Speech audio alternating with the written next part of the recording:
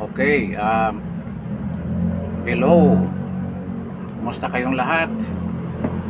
This is Justin Talk News PH at good morning sa lahat sa buong mundo kung saan man kayo. Good day sa inyong lahat. Thank you for coming over to this small channel natin ang Justin Talk News PH. But before we start, I would like to request please like, share, and if you're new to this channel, please subscribe. Okay, kahapon maraming event na nangyayari dito sa Pilipinas at sa labas ng bansa. Yun ang pag-usapan natin. Yung talumpati ni Mayor Sebastian Duterte sa National Convention ng PDP Laban at yung surprisingly, hindi naman surprisingly dahil we know na marami talagang supporters si VP Inday Sara all over the world, not only in London but anywhere else in the world. Talagang suportado ang mga Duterte ng mga mamamayang Pilipino. So, pag-usapan din natin yung parang suna ng Vice President dyan sa London, United Kingdom. At expected din natin yung ngayong araw na to na magkaroon din ng suna si VP Inday Sara sa dahig. So, pag-usapan natin yung mga punto na mga sinasabi niya doon na napakaganda ng kanya mga points na sinasabi, mga issues na nangyari dito sa ating bansa. Unahin natin itong kay Mayor Baste. Napakaganda ng mga sinasabi ni Mayor Baste at talagang hitting hard sa administrasyon ni Bangag. Isa sa pinaka matinding sinabi niya na the government ni BBM is functioning like a syndicate, which is true naman. Lahat ay kontrolado ng isang tao. Yun nga ang mini-mention ni Mayor Baste. Ang kritisismo niya regarding sa unitary type of government natin na kontrolado lahat ng presidente, ang lahat ng departamento, ahensya ng pamahalaan at pwede niyang abusuhin. At yan na nga ang nangyari ngayon. Talagang inabuso ng isang presidente na ang mentality ay authoritarian in nature. Gusto magiging diktador at naging diktador talaga sa pagkangayon. At ito ay tinatabunan ng pasad of democracy, of freedom. But behind that pasad ay ang threat sa bawat isang Pilipino na lalaban o magsasalita against the government sa mga reasonable na mga grievances, which is allowed naman sa ating constitution, that you can express your grievances towards the government kung ano man yun, at yun pinagbawalan at kinukurtel ng ating present administration. Kaya totoo yung sinasabi ni Mayor Baste na this is a syndicated government. Everything starts with the president hanggang pababa. Lahat hindi pwedeng sumunod sa kanyang kagustuhan, which is tantamount almost to being a dictatorship regime. Kasi ganyan ganyan ang estilo niya. Pag lumabag ka o sumuway ka na kanyang kagustuhan, hanapan ka ng paraan by weaponizing itong mga agencies na dapat magbigay ng tamang hustisya tulad ng DOJ at Ombudsman at Sandigan Bayan. Hanapan ka ng butas or whatever na pwede nilang ipakitang legal ang kanilang ginawa. But hindi nila alam na talagang paglabag sa batas ng Pilipinas ang kailangang ginawa. Tulad ng pagpakulong nila kay Senator Marcolita at kay Senator Jinggoy na walang solidong mga ebidensya. Kay ex-congressman Defensor at even Bong Revilla. Yun ang mga paglabag nila sa batas ng ating bansa. At ito patuloy nilang ginagawa para sa kanilang main objective na talagang pilayan yung mga taong nagpapahayag ng kanilang mga katiwalian na nagaganap sa ating pamahalaan. So, yan ang nangyari at yun ang sinabi ni Mayor Baste sa kanyang talumpati dyan sa National Convention ng PDP Laban. Ang kagandahan lang sa mga sinabi ni Mayor Baste ay despite all of this mga kabalastugang ginawa ng ating pamahalaan laban sa kanyang mga mamamayan at doon sa totoong oposisyon, still ang simpatya ng majority ng mamamayang Pilipino ay sa oposisyon o sa mga Duterte. So, the analysis ng mga nasa opposition na despite all of this, we are still winning. No, yan ang importante.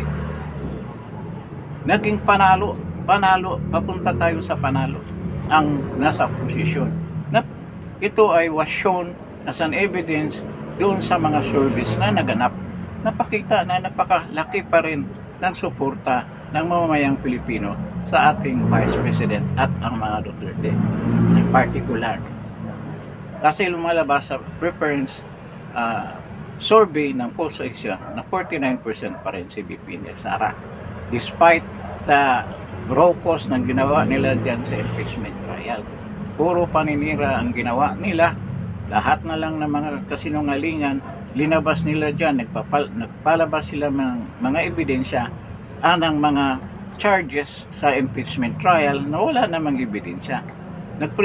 Nagpresenta sila ng mga witnesses tulad ni Atty. Lotok at yung isa pa at ito si Matibag na puro naman kasinungalingan ang sinasabi.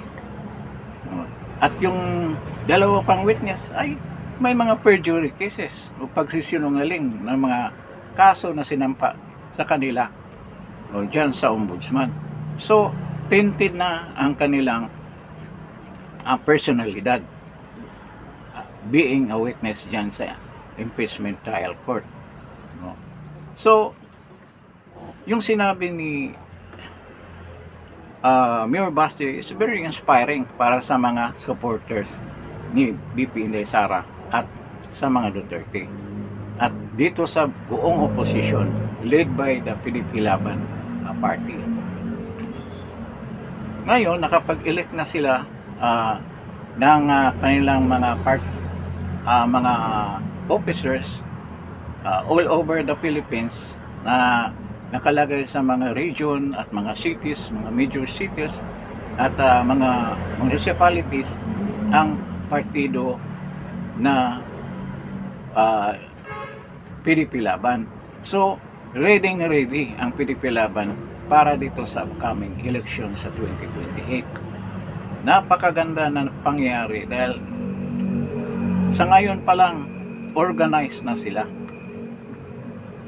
Ang daming mga bagong members dyan sa PDP Laban na dati naman iilan lang ang member dyan. Sabi pa nga ni President Duterte nung pagtakbo niya sa pagiging presidente, magkasya daw sa Volkswagen o sa isang kotse yung mga member, iilan lang ang member dyan kasi parang matagal na natulog yung PDP Laban na partido.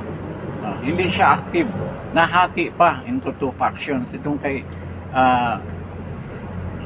Secretary Cossy at yung kay Coco Pimentel. But despite ng mga reklamo ni sa grupo ni na Kiko Pimentel, Coco Pimentel, ay nasunod pa rin ang faction ni Secretary Cusi na magiging ang magdala ng PDP Laban dito sa eleksyon na to, no? At yung nakaraang eleksyon sa kapanahonan ni President Duterte. So ito na ngayon ang PDP Laban ay maging isang major na party despite sa kanyang position as an opposition party. Kahapon, ilan ang umatin? Ang nagpunta sa venue is around 3,500. At hindi lang ito mga ordinary members, mga gobernador, mayor, and even senators ng PDP Laban. At ang ibang members, mga ordinary citizens lang, hindi lang sa dito sa Davao o sa Mindanao, but all over the Philippines. Talagang nagpunta sila just to attend the National Convention para ma-elect nila ang kanilang mga officers. At meron ding mga during the votation para doon sa mga officers, pero binoto pa rin nila still si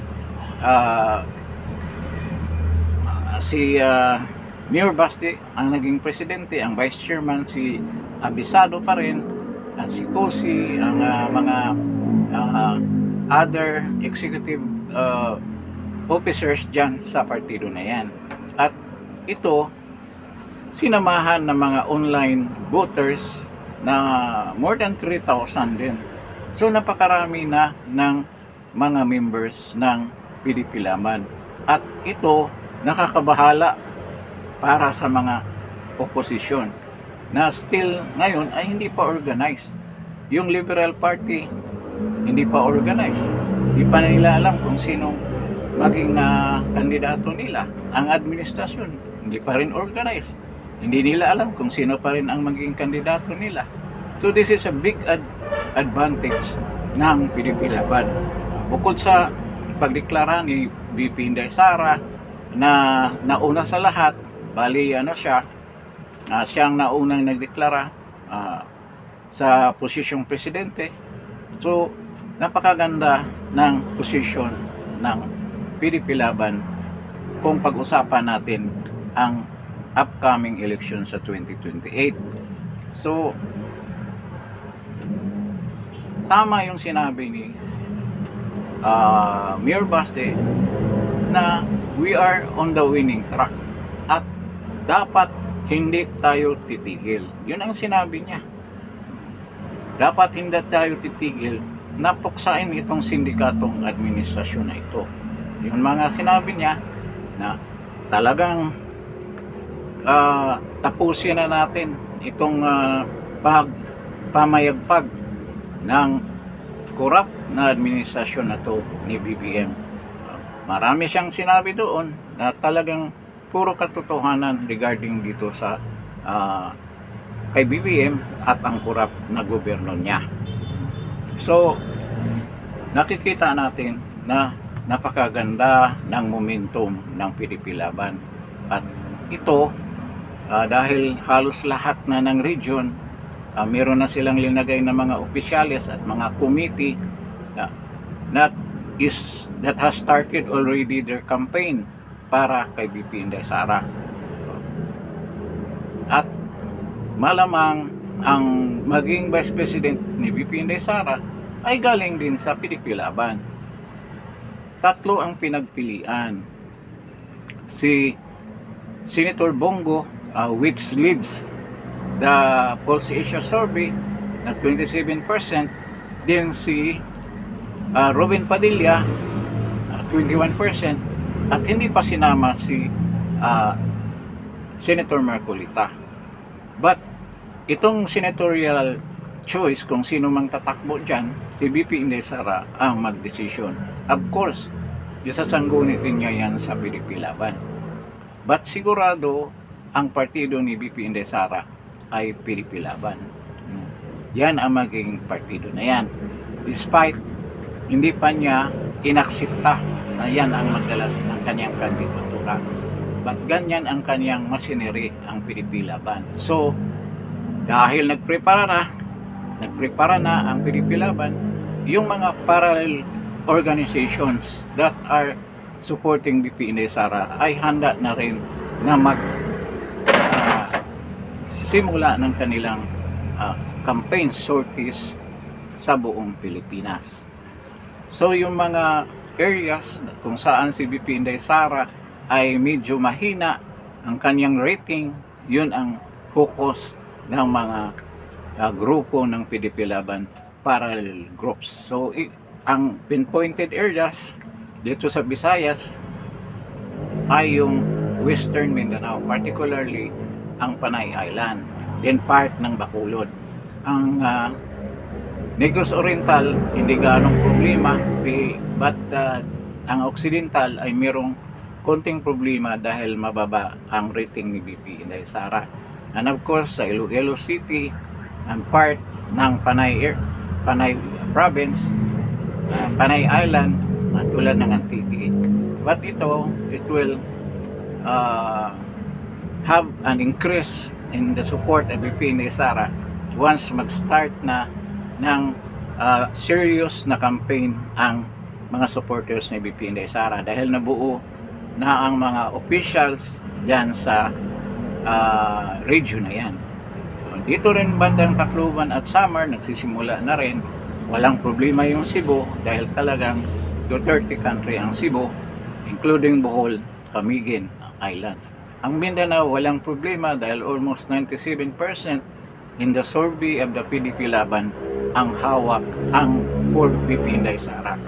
Kaya sa overall contribution ng Mindanao in the national voting equation ay 24% ang galing sa Mindanao. So napakalaki ng contribution ng Mindanao in the election of senators.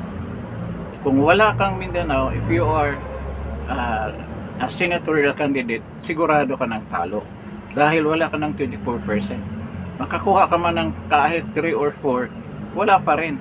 It will not matter in the result. At hindi mo naman masigurado ng Visayas na masulid mo. Kaya napakalaking bagay ang Mindanao votes. At kung mahina ka sa Visayas, if you are an administration candidate, mahirapan ka rin na manalo. Kaya expected na kung isama natin kahit na yung tulad ng ginawa nila ng 2025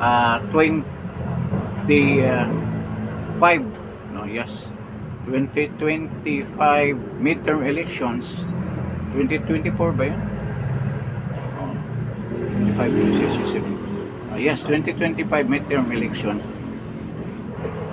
Kung massive talaga ang boboto, hindi tulad nung nakaraang butuhan ng midterm na nahaluan nina Lacson, nina Soto, nina Bam Aquino at Kiko Pangilinan ang pumasok na nananalo. Na yan ngayon dahil sa mga evident na mga pangyayari na mag-point out na dapat hindi talaga ibuto yung nasa administration ng mga kandidato. There's a big possibility na yung 12 senators na kasama sa slate ni BP Inday Sara ay mananalo lahat. Kung sino man yung gustong isama ni BP Inday Sara. Kasi ang mamimili din kung sinong gusto ni BP Inday Sara na magiging senator sa kanyang senatorial slate ay siya rin. Siya ang last na magdesisyon kung sinong gusto niyang isama. So yun ang mangyari dyan. Kaya yung preparation ng PDP Laban napakaganda at timely with 1 year and 6 months to the last date in filing the election, which is December 31. Napakaganda ng kanilang timing. So tama lang yung ginawa ni Mayor Baste being the president, still the president of the party PDP Laban. Kaya kung huli pa mag-organize ang Liberal Party, ang administration, na malamang ang dalhin nilang partido ay yung dating partido ni BBM. Probably ang lakas hindi natin alam, kasi kung wala na si Martin Romualdez dyan, malamang yung ibang mga members dyan umalis na rin, yung mga congressman under sa lakas tulad nila ni Adyong, ni Chua, at yung iba pang nasa administrasyon na yan na member ng Lakas NUCD ay umalis na rin, napunta ng NUP ang kay puno na partido. So ang Lakas, there's a big probability na makipag-alyansa sa PDP Laban. So lalong lalakas ang PDP Laban. Malamang buhayin ng administrasyon yung Federal Party of the Philippines, Partidong Federal ng Pilipinas, FFP, yung dating partido ni Bangag, at yun ang dalhin nila sa eleksyon. Of course, kasama na yung NUP, dahil ang NUP ay talagang pro-administration na. Yun. Yung dating partido ng tatay ni Kiko Barsaga, na pinamunuan din ni Puno at si Villafuerte, na umalis na rin yata dyan sa NUP. So meron pang other parties like the Liberal Party, na sigurado naman yan makipag-alyansa sa administrasyon, at yung mga minor na mga partido tulad ng NPC ni Tito Soto ni Tuta Soto, malamang sa administrasyon na yan. Pero yung reforma ni Bibot Alvarez ay dito na yan sa PDP Laban makipag-alyansa. At yung Nationalista Party na mga Villar at ni Alan Peter Cayetano at ni Amy Marcos ay dito na sa PDP Laban makipag-alyansa. So magiging majority group yung PDP Laban at yung mga alyansya niyang mga partido, tulad nga ng Lakas NUCD ni former President Gloria Macapagal Arroyo, yung Nationalista Party ni Manny Villar at ni Amy Marcos at ng mga Cayetano, at other minor parties. But the majority opposition party will be the PDP Laban party ni Mayor Baste. So magiging ganyan ang senaryo ngayong upcoming election. At yung mga move nila na talagang pigilan ang election by declaring Constituent Assembly, parang nalulusaw na unti-unti. Nalulusaw na dahil nakikita nila ang lakas ng mga Duterte. At yan, magiging trigger yan ng isang kaguluhan kung ipilit nila yung Constituent Assembly. At ngayon, dyan sa Kongreso, kung saan magsisimula ang whatever move or pagpasa ng isang resolution to change the form of the Constitution itself, na gusto nilang magkaroon ng pagbabago ang some part ng ating Constitution, tulad ng extension of the terms of elected officials, ay hindi na mangyayari dahil nga lumakas ang opposition ngayon, itong PDP Laban. So expected na kung gagawin nila yan, maraming mga congressman na unti-unting lumipat sa PDP Laban. Expected natin yan na mayroon talagang exodus. Kung anong makikita ng mga congressman na yan, ganyan naman ang mga congressman natin. Naalala ninyo, maraming umalis sa PDP, nagpunta sa Lakas dahil nga nandoon si Martin Romualdez na naging speaker, tulad nila Dong Puno, tulad nila ni Anong pangalan nitong congressman na kay Noynoy? Sa bagay, mga liberal din yan eh. Umalis yan sa PDP Laban. Si Manix Dalipi. Pero I don't know kung nag-PDP ba, hindi pala nag-PDP yan si Manix. Liberal yan, party. Dilawan yan si Manix. Ngayon, itong ibang mga congressman na hindi gaanong controversial, tulad ng ibang mga congressman na sumama sa mga hearing na yan, siguradong magmamigrate yan. Pupunta yan sa lakas sa PDP Laban. So, yung intention nila, yung plano nila na magkaroon ng Constituent Assembly ay hindi na magmaterialize. Kung naalala natin doon sa mga previous elections or mga resolution na pinasa dyan sa plenary ng Kongreso, minsan 6 lang ang buboto. Or sinapulong lang yan, sinaungab. At yung ibang mga congressman from Mindanao, sina Bibot Alvarez. Pero si Bibot, hindi na siya ngayon congressman. So, I don't know kung anong tatakbuhin niya. Malamang babalik siya as congressman ngayong 2028 or governor. Ngayon, dati 6 lang ang kadalasan ng boto na nakukuha ng oposisyon wherever there's a resolution na ipapasa. But nakita natin nung pagpasa ng impeachment kay VP Inday Sara, umabot na ng 26 congressman. So unti-unti nababawasan yung majority ng mga congressman dyan sa Kongreso. Ngayon, itong pagkandak ng National Convention ng mga PDP Laban members, napansin natin na maraming mga supporters ng ni BBM sa kanyang administrasyon na silently ay sumasama dyan sa convention ng PDP Laban.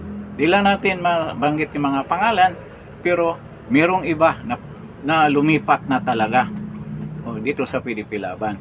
So hindi lang yan alarming para sa administrasyon, despite the fact na ilalabas pa lang yung pundo sa 2027 budget ay ilalabas pa lang yan, pero hindi sila natatakot na mawawalan ng pundo kasi itong pundo na to, this is an election fund. Yan ang gagamitin sa eleksyon ng administrasyon.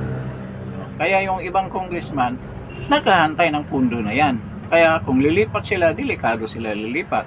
But silently, gagawin nila yan para magkapundo lang. Then later on, dahil wala namang reason na magstick pa rin sa administrasyon, dahil sigurado naman silang matatalo sa eleksyon na mangyayari. Dahil wala pa silang matinong kandidato for president.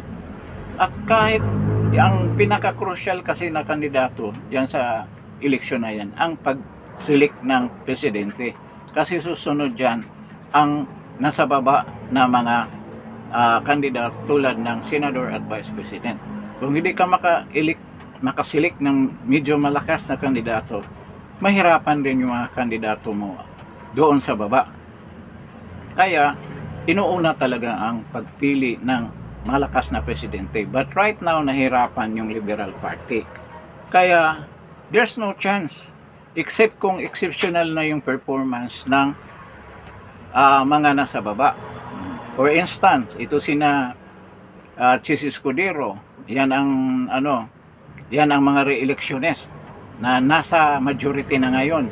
Na ang tingin natin ay nasa side na ng administration. Si Joel Villanueva ay isang re-electionist din. Si JB Ercito, re-electionist din yan. At si Mig Suberi, re-electionist din yan. Si Rafi Tolpo, kung hindi siya tatakbo na presidente, maging re-electionist siya sa paging senador. At ngayon pa lang, marami nang nangangampanya na hindi siya iboto. Kaya nga siya nagkukumahog na papapil dyan sa impeachment trial para may exposure. Ngayon, yun ang mga re-electionist sa kabila. Of course, nandoon si Nancy Binay. Pero I don't know kung saan yan, may sarili naman silang partido. Dahil naalala natin, isa sa mga gustong i-demanda ng mga kaso bukod kay Bong Revilla na kumampi sa administrasyon ay si Nancy Binay. At of course, nandiyan si Ben Tolpo na marami na rin nagsasabi na ba't iboto natin yan? Sina Binhor Abalos, yun ang mga kandidato na posible, at ito si Tolentino na babaliktan yan at hindi rin yan mananalo sigurado. Pag-usapan naman natin yung nasa senatorial slate ni VP Inday Sara. Of course, nangunguna dyan si kung hindi tatakbo na Vice President si Ruben Padilla, kung either ang mapili si Marcolita or si Bongo, pero sa tingin ko si Bongo ang pipiliin ni VP Inday Sara kahit na pareho ang kanilang probinsya. Dahil maraming nagsasabi ng mga political strategists na dapat nasa ibang region o particularly galing sa North ang piliin mong Vice President candidate para magkaroon din ng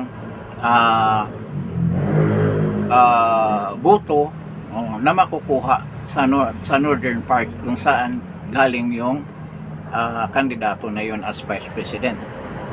Pero maraming beses din naman yan na hindi nagkatotoo. Tulad ng kay Gloria Arroyo, sino bang kapartner niya? Si Noli de Castro. Puro taga rito rin sa norte. Si Noynoy Aquino, sino bang Vice President niya? Ang Vice President ni Noynoy Aquino, hindi ko na malala kung sino. So, hindi rin yan totoo. Kaya pwede naman, dahil si Senator Bongo ay galing din sa Batangas. So, pwede niyang dalhin ang Batangas. Taga Batangas naman yung mga magulang ni Bongo. Kahit na sabihin natin na doon siya lumaki sa Davao. But, kahit na sino sigurong dalhin ni VP Inday Sara na Vice President kahit anong region, sa lakas ng suporta na nakukuha ni VP Inday Sara sa mamamayang Pilipino as manifested by the last Pulse Asia survey, mananalo pa rin. Madadala niya yan hanggang doon sa mga mga senatorial candidates niya. Kaya ang possibility na mas straight na naman itong senatorial slates ni VP Inday Sara ay napakalaki. So ang prominent names na nakasama dyan ay itong si Ruben Padilla, if hindi siya maging Vice President candidate ni VP Inday Sara, at si Alan Peter Cayetano, kasama na yan, si Jingo Estrada na dating administration na ngayon ay magkaroon ng shift ang kanyang partido. Meron naman sila na sariling partido, but sasama yan definitely kay VP Inday Sara kahit siya ay nakakulong. At si Mike Defensor kasama, si Jimmy Bundok, yung malakas na kandidato ng midterm, yan ang isasama ni VP Inday Sara sa kanyang slate. At other pa na mga possible na sasama dyan sa slate ng mga senators. Of course, sina Lambino, magagaling, si Hinlo, sino pa yung mga iba dyan na dati nilang kasama na hindi lumusot noong nakaraang eleksyon. Pwede na makasama niyan sa slate ni VP Inday Sara. So, malakas ang magiging senatorial slate ni VP Inday Sara sa ganitong mga pangyayari. Kasi maraming nagsasabi, sinasabi na natin yan, baka makonvict si VP Inday Sara. Sa akin, malabong makonvict si VP Inday Sara. Malabong malabo. Hindi lang dahil sa yung basis for the conviction ay gusto nilang ibaba, hindi nila mababa yan. Maraming pipigil dyan sa pangyayaring yan. Kung gagawin man nila yan, magkagulo talaga. Magkagulo. Ngayon, itong speech ni Baste ay nag-solidify sa buong Pilipilaban. At dahil dyan, ngayon pa lang, itong punto ngayon, itong ongoing na impeachment, kahit yan ang mga nangyayari, maraming mag-exodus na papunta sa Pilipilaban. Dahil nakita nila na they have no other chance kung hindi tatawid sa partido ng Pilipilaban. Dahil nga na-establish ng Pilipilaban sa ngayon pa lang. Anong kalaban-laban nila diyan? Kailan pa sila prepara kung malapit na?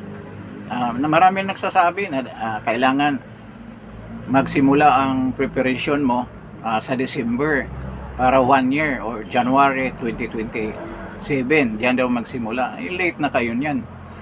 Late na yan. With the ang political situation ng ating bansa ay ganitong kabulatail na ang mga issues at tsaka kayo lilipat, late na sa inyo ang pag-organize ng ganyan. Malamang maraming nang nakalipat, either nakalipat o please their allegiance to the Pilipilaban na wala na maiiwan sa inyo kung kayo ang other parties like the Liberal Party or yung FFP, PFP, Partido Federal ng Pilipinas ni Bongbong Marcos. Kahit na may pera kayo, at sa tingin ko hindi na maglalabas ng pera yan dahil alam nila gaano kalakas ang partido ni BP Sara at it's useless, ang sayang ang kanilang pundo na ilalaan para sa yan dahil mahirapan na sila wala na silang chance. So it's a waste of funds kung gagawin nila yan. Kung sobra-sobra yung pera nila, pwede gagawin yan. So yan ang situation ngayon. So ngayon ang laro ng politika dito with regards to the parties na involved sa upcoming election ay ganyan nakatindi. So medyo na polarize yung ibang partido. Maraming partido dyan na hindi makakatayo dahil yung mga members niya na iba ay nag-aalisa na rin. So yan ang mangyayari dyan. Di katulad ng mga nakaraang mga election na ngayon pa lang, as early as 2 years, nakikita na natin na organization ng mga prominent na mga parties like ang Pilipilaban hindi naman lumaban ng ganyan dati kapanahonan ng Liberal Party sa administrasyon ni Noynoy Aquino. O ngayon lang pagdating ni President Duterte. So ngayon wala pa tayong nakikitang galawan dahil nahahati nga itong liberal, may pro administration, pro BBM at isang independent na liberal, yung kina-REC. So kina Leni Robredo. Si Leni Robredo hindi malaman kung pupunta ba dito kay BBM or will stay independent as liberal party. Pero malabo yan kung tatakbo si Leni, pupunta yan sa partido ni BBM. Kasi wala siyang punto wala siyang laban-laban. Sa survey halos kalahati lang siya ni BP Sara. Paano siya manalo? Pero yan naman ang style ni Leni, paayaw-ayaw. Kahit anong gagawin ng liberal, alam na natin ang volume ng kanilang mga voters. It runs around 20 to 23 million lang ang botante nila. Pero yung iba magiging matalino, nakikita nila na natatalo na sila tulad nung midterm election nung kapanahonan ni President Duterte 2019. Lumipat bakod, nagpupunta sa Pilipilaban. Kaya nangyari, walang lumusot sa kanilang mga kandidato. Ang pinakamalaking boto nilang nakuha nung panahon na yon sa kanilang mga senador is around 14 million, 15 million lang. Yan nga sila Bam Aquino. hindi na nanalo yan si Kiko Pangilinan na tumakbo na Vice President noong 2022, hindi rin nanalo noon. At nung sa midterm, lalong nabaon sila ng kapanahonan ni President Duterte. Si Kiko 2022 naging Vice President ang tinakbo niya. So ganyan ang sitwasyon. So yan ang buod sa mga sinasabi ni Mayor Basti at yung mga pangyayari with regards to the parties involved. Kasi pinag-usapan natin ang National Convention ng PDP Laban o gaano kahalaga ito at kung sa CHISPA naka one move na si I think 3 moves na nga o 4 moves ang advance ng PDP Laban na Mayor Basti against wala pang move na ginawa ang mga other parties na nasa administration. So ganyan, kaya may karapatan na magsalita si Basti na we are in the winning streak. Nasa winning na tayo. We are winning but we will not stop. Huwag kayong titigil. Patuloy lang ang sipag sa campaign for the presidency of Vice President Sara Duterte for President ngayong 2028. So yun. So puntahan naman natin itong ang pagdumog ng mga Pilipino ni VP Inday Sara sa kanyang pre-SONA speech diyan sa London. Napakaraming mga Pilipino sa London na nagpunta diyan sa isang park diyan sa Central London. At magugulat ka. Malalaman din natin doon sa speech ni VP Inday Sara yung talagang sinabi niya yung ano bang status ng bansa natin sa pagkangayon. Lahat na sinaad niya doon sa speech niya talagang totoo at nakakasurpresa na alam ito ng mga migrants natin, mga OFW na nasa London. At alam ba ninyo, majority na mga nasa London ngayon ay mostly in the medical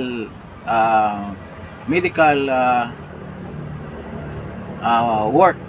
Yung mga nurses, mga caregivers na talagang specialized caregivers, then yung mga health therapists, mga respiratory therapists, nurses, and even doctors are in, and some in computer business, as computers occupation, ay yung nandyan sa London natin. Sa London, nandyan sila nag-work. So nakikita natin na itong mga nasa London ay mga professionals talaga. At despite of that, na napaka-busy nila sa work nila, talagang pumunta sila sa rally. Ayan naman ang pinasasalamatan ni VP Inday Sara. Talagang umatin sila sa rally. At doon sinaad ni VP Inday Sara kung ano ba talagang totoong kalagayan ng ating bayan, ng bansa. At ito nga, surprisingly, alam ng ating mga kababayan na nasa London. Alam nila, halos na ini-interrupt nila si VP Inday Sara sa kanyang mga punto na sinasabi. At alam nila. Alam nila na ang daming buhaya sa Pilipinas. Alam nila ang dahilan bakit bumagsak ang ating ekonomiya. Alam nila bakit naghihirap ang bayan natin. At marami sa kanila willing na dito na lang magtrabaho kung matutupad o matapatan man lang ang sweldo nila diyan sa abroad, na hindi na kailangan na magtatrabaho sila ng 16 hours straight na trabaho araw-araw. Kahit na dito sila sa Pilipinas, 8 hours lang ang trabaho at halos kapantay na ang sweldo diyan sa abroad. Dito na lang daw sila magtrabaho. Bakit mag-abroad pa sila? So it's only their choice kung gusto nila magtrabaho sa abroad at susuungin nila at they will suffer the loneliness, ang pagkalayo nila sa kanilang mga mahal sa buhay dito sa Pilipinas. But kung mangyayari man yan, na yan ang isa sa mga promiso ni VP Inday Sara na i-achieve niya yan na iwasan na ang drain, ang pagpunta ng mga Pilipino sa ibang bansa for that purpose, para lang magkaroon ng trabaho. So, anong intensyon ni BP Inday Sara? Pagandahin ang ekonomiya sa ating bansa na it will entice investors to create more jobs dito, na rewarding naman yung salary cap, hindi yung napakalayo ng salary cap compared with other countries. So, napakaganda ng mga balak ni Vice President Sara para sa ating bansa. So, yun ang gusto ng mga OFWs natin na mangyari sa bansa natin. So, napakaganda ng pre-SONA ni BP Inday Sara dyan sa London. At ngayon, magkaroon din siya ng pre-SONA siguro dyan sa Dahig. Dahil nga, SONA na ng Bangag, wala naman bukas, na sigurado tayo wala namang ibabalita yan na magandang nangyari sa ating bansa, dahil wala naman. No. Lubog tayo sa utang, tumaas ang presyo ng mga bilihin, walang trabahong makukuha ng ating karamihan nating mga kababayan, lalong dumami ang mahihirap sa bansa natin. Anong ginawa niya? Kahapon, namimigay siya ng ayuda. At yun naman ang bibigkasin niya sa kanyang SONA. Pag-iabang niya yung 2,000 binigay niya sa mga mahirap ng Pilipino daw. Kaya nakikita natin ang direksyon, na walang direksyon na talaga ang bansa natin. At yun, diniscuss ni BP Inday Sara doon sa kanyang speech sa London. So, ang daming umatin, ang daming nagpahayag ng kanilang sentimento doon. Kaya, doon pa lang, titingnan mo kung anong mga expectation ng mga Pilipinos at ang kanilang pagmamahal kay BP Inday Sara. Kung ikumpara mo sa nangyari sa Canada ni BBM, nagkabaliktaran, na protesta ang inabot niya, minumura pa siya ng mga Pilipinos na nasa Canada, kasama na si Claire Castro. So, napakalaki ng pagkakaiba.